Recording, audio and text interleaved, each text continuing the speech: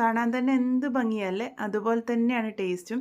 മിക്സിയിലൊന്ന് കറക്കിയെടുത്ത് വളരെ സിമ്പിളായിട്ട് തയ്യാറാക്കിയെടുക്കാൻ വേണ്ടി പറ്റുന്ന നല്ല പഞ്ഞി പോലെ സോഫ്റ്റ് ആയിട്ടുള്ളൊരു പലഹാരമാണ്.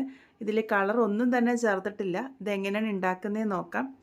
അതിനായിട്ട് ഞാനിവിടെ മിക്സറിൻ്റെ വലിയ ജാർ എടുത്തിട്ടുണ്ട്. ഇതിലേക്ക് ആദ്യം തന്നെ 1/2 കപ്പ് പാലാണ് ഒഴിച്ചു കൊടുത്തിരിക്കുന്നത്.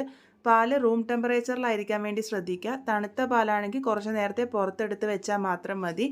ഇനി ഇതിലേക്ക് പഞ്ചസാരയാണ് ചേർത്ത് കൊടുക്കുന്നത്. ഞാനിവിടെ 1/2 കപ്പാണ് ചേർത്ത് കൊടുത്തിരിക്കുന്നത്.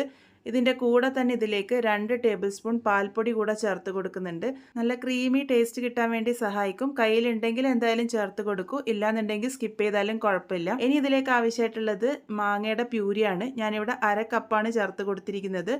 നല്ല പഴുത്ത മാങ്ങ നോക്കിയെടുക്കുക. അതിൽ വെള്ളമൊന്നും ചേർക്കാതെ അരച്ചെടുത്തിരിക്കുന്നതാണ്. എല്ലാം കൂടെ നന്നായിട്ടൊന്ന് മിക്സ് ചെയ്തെടുത്തിട്ടുണ്ട്.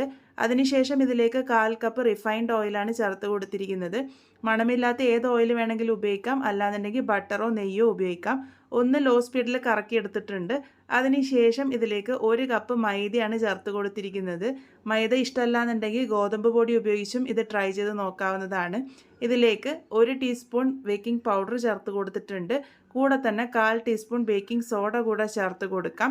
1 നുള്ള് ഉപ്പും കൂടെ ചേർത്ത് കൊടുക്കാം, ആ ഒരു മധുരമൊക്കെ ബാലൻസ് ചെയ്യാൻ വേണ്ടിയിട്ട്. എന്നിട്ട് ലോ സ്പീഡിൽ ഒന്ന് കറക്കിയെടുക്കാം. ഇതൊരല്പം കട്ടിയായിട്ടാണ് ഇരിക്കുന്നത്. അതുകൊണ്ട് തന്നെ ഞാനിവിടെ 1 ടേബിൾ സ്പൂൺ പാലും കൂടെ ചേർത്തിട്ടുണ്ട്. അത് നോക്കിയിട്ട് മാത്രം ചേർത്ത് കൊടുത്താൽ മതി. ഇതിപ്പോൾ നന്നായിട്ട് തന്നെ മിക്സ് ചെയ്തെടുത്തിട്ടുണ്ട്. ഇതിലേക്ക് ഏറ്റവും അവസാനമായിട്ട് 1 ടീസ്പൂൺ ലെമൺ ജ്യൂസാണ് ചേർത്ത് കൊടുത്തിരിക്കുന്നത്. എന്നിട്ട് നന്നായിട്ട് തന്നെ ഒന്ന് മിക്സ് ചെയ്തെടുക്കാം.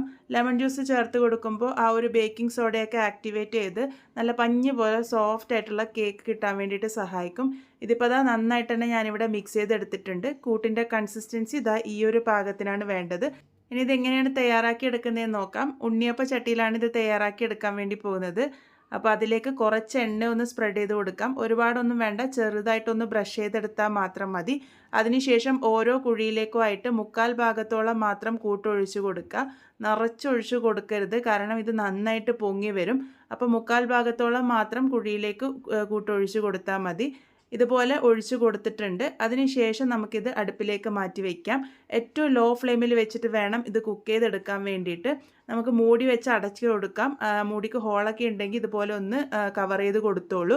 ഏറ്റവും ലോ ഫ്ലെയിമിൽ ഒരു 10 മിനിറ്റ് എടുക്കും ഇത് കുക്കായി കിട്ടാൻ വേണ്ടിയിട്ട്.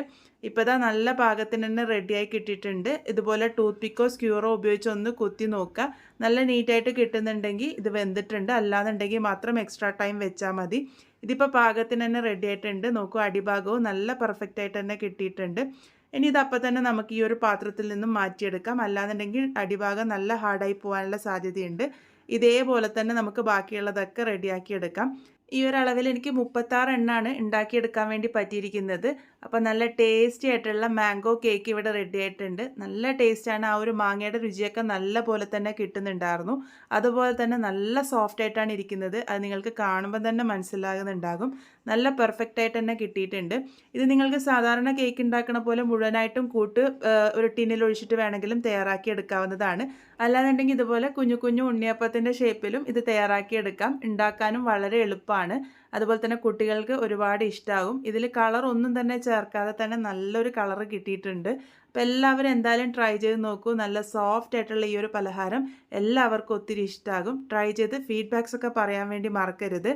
വീണ്ടും ഒരു നല്ല റെസിപ്പിയുമായി വളരെ പെട്ടെന്ന് തന്നെ കാണാം.